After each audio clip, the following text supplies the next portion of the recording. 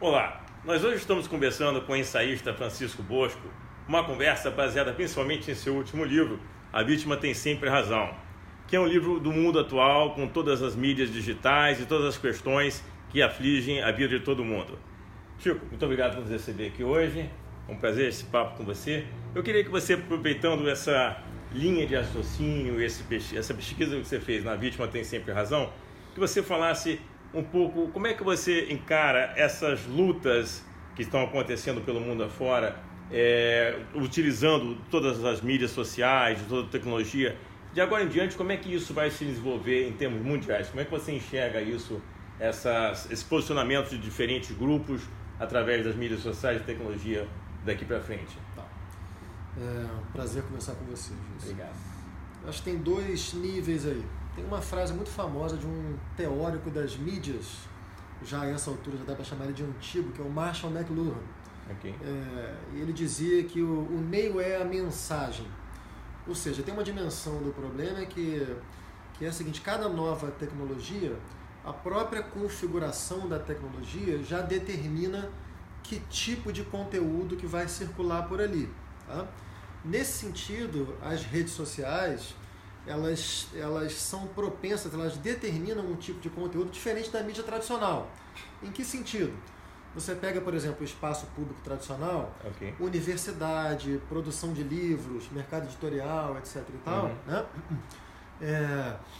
Normalmente a relação que você tem entre autor e público é uma relação ali de muita impessoalidade. Se eu escrevo um artigo para o jornal, por exemplo, eu não sei quem é o meu público. É como você lançar uma garrafa ao mar, tá? Perfeito. Se você escreve numa rede social, você está escrevendo dentro de um ambiente que é um ambiente muito mais pessoalizado. Você está escrevendo para muitas pessoas, mas cada pessoa está ali com a sua foto, com o seu narcisismo. E isso faz com que esse ambiente seja um ambiente muito mais atravessado por lógicas de formação de grupo. E com uma interação muito maior também, né? Uma interação muito maior, mas sobretudo muito mais propício ao que a psicologia e a psicanálise estudaram como sendo comportamentos grupais. Perfeito. Entendeu? Esse é um dos riscos das novas mídias, o efeito manada, a lógica do algoritmo. Muitas pessoas começam a pensar de uma maneira muito parecida, porque elas estão ali imediatamente reagindo umas às outras. Então esses efeitos de manada, eles têm um potencial muito perigoso. Que, de acordo com você, ele coloca muito bem no livro, gente, vale muito a pena ler, isso leva a muitas injustiças, né?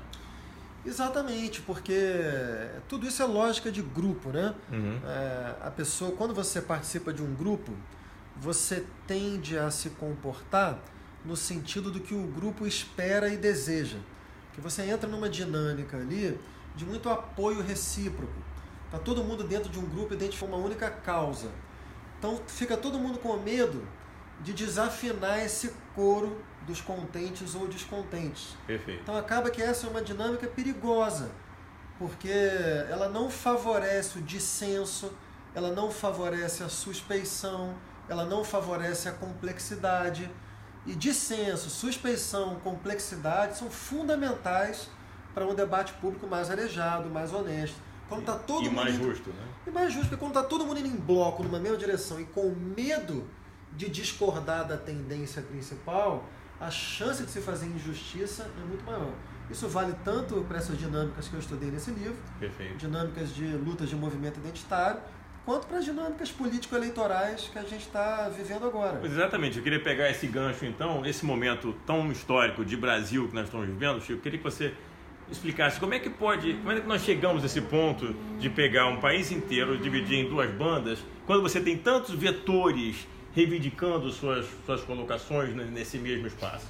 Ao mesmo tempo ficou uma situação dual e tantas outras forças agindo sobre o mesmo espaço. Tem muitas maneiras de abordar essa pergunta, né? Vou escolher uma delas, tá? Perfeito, tá ótimo. O Nelson Rodrigues, que é um escritor brasileiro muito famoso, né? Sim, sim. Que costumava escrever muito sobre futebol, tem uma frase maravilhosa, que ele fala: há derrotas que nasceram há 1000 anos. Como é que a gente pode trazer isso para um ambiente político do Brasil, né?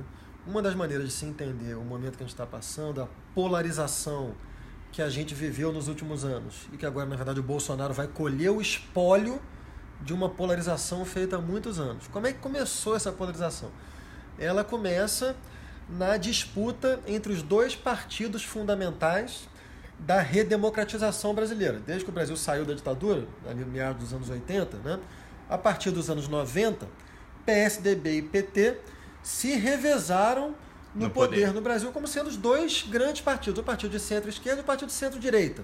E o PMDB como pano de fundo, né? O PMDB como esse partido menos ideológico do que fisiológico, né, que regulava o funcionamento da Câmara, mas com uma atuação muito mais ali de me dar um cargo que eu passo uma emenda. Basicamente era essa a função do PMDB. Mas o que fizeram PT e PSDB? Entraram numa disputa, muitas vezes pouco republicana, pouco orientada pelos valores que interessavam ao país, e muito mais orientada pelos valores que interessavam a si próprios. Então,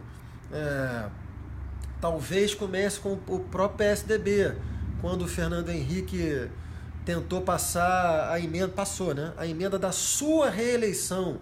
Perfeito. O presidente passando uma emenda de reeleição no interesse próprio imediato é uma coisa pouco republicana, né? Mas, ao mesmo tempo, o PT atuou como oposição muitas vezes de uma forma vergonhosa. O PT foi contra algumas das medidas fundamentais para a organização do Brasil. O PT foi contra o Plano Real, o PT foi contra... Não participou da eleição de Tancredo Neves? Não participou, se recusou a participar. O PT foi contra a lei de responsabilidade fiscal, né? Então, e aí corta para mais recentemente, já próximo ali ao impeachment da Dilma Rousseff, né? Quando o Aécio Neves, do PSDB, perde a eleição de 2014, inicia um processo de acusação de fraude nas eleições, que é um processo completamente absurdo, né? Pede recontagem de votos, só para fazer uma espécie de chicane eleitoral. Perfeito. Depois, já ali para empurrar a presidente Dilma Rousseff para a beira do abismo, começa a votar as chamadas pautas bombas no Congresso. Ou seja, houve uma espécie assim de rivalidade encarniçada de PT e PSDB que levou a uma desmoralização do sistema político. O sistema político foi muito desmoralizado, fez por onde, né? Junho de 2013 é o grande processo que leva a essa desmoralização. Houve uma desmoralização das instituições do Brasil como um todo. Judiciário, imprensa, televisão, sistema político, sobretudo. E o que aconteceu? Quem colheu isso? O movimento de antipolítica, que tem como sua figura principal hoje o Jair Bolsonaro. Então, na verdade, o Bolsonaro é um pouco assim, sabe aqueles filmes de Bang Bang antigos, tinham dois grupos rivais, tipo Sam Peckinpah, eu adoro faroeste, né? Western americano, Sam Peckinpah, tem dois grupos rivais. Eles fazem um assalto, não sei o que, eles começam a se matar.